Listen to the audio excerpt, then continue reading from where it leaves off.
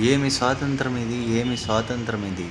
దేశానికి స్వాతంత్రం వచ్చి దశాబ్దాలు గడిచినా పేదవాడికి ఆకలి నుంచి, రైతుకు అప్పుల నుంచి, యువతకు నిరుద్యోగం నుంచి, మహిళలకు భయం నుంచి ఇంకా పూర్తి స్వేచ్ఛ ఎందుకు రాలేదు?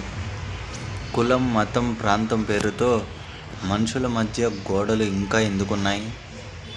డబ్బున్నవాడికి ఒక న్యాయం, పేదవాడికి మరో న్యాయం ఎందుకు? అవినీతి లేకుండా ఒక సామాన్యుడి పని జరగని పరిస్థితి ఎందుకు? ప్రశ్నించే గొంతును అణిచివేయాల్సిన అవసరం ఎందుకు వస్తుంది? విద్య, వైద్యం, ఉపాధి అందరికీ సమానంగా అందుతున్నాయా? రైతు పండించిన పంటకు గిట్టుబాటు ధర దొరుకుతుందా? చదువుకున్న యువతకు తగిన అవకాశాలు ఉన్నాయా? మహిళ నిజంగా భయం లేకుండా జీవించగలుగుతోందా? అభివృద్ధి జరుగుతున్నా దాని ఫలాలు చివరి మనిషి వరకు చేరుతున్నాయా? స్వాతంత్రం అంటే కేవలం బ్రిటిష్ పాలన నుంచి విముక్తి కాదు.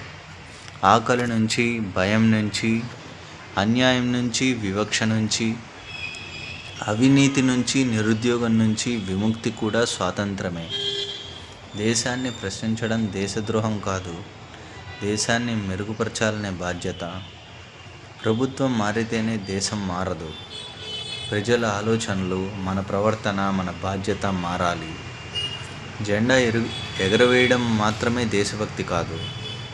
ప్రతి భారతీయుడికి గౌరవంగా, సమానంగా, భయం లేకుండా జీవించే అవకాశం కల్పించడమే నిజమైన స్వాతంత్రం. అందుకే ఒకసారి మనల్ని మనమే ప్రశ్నించుకుందాం, ఏమి స్వాతంత్రం ఇది?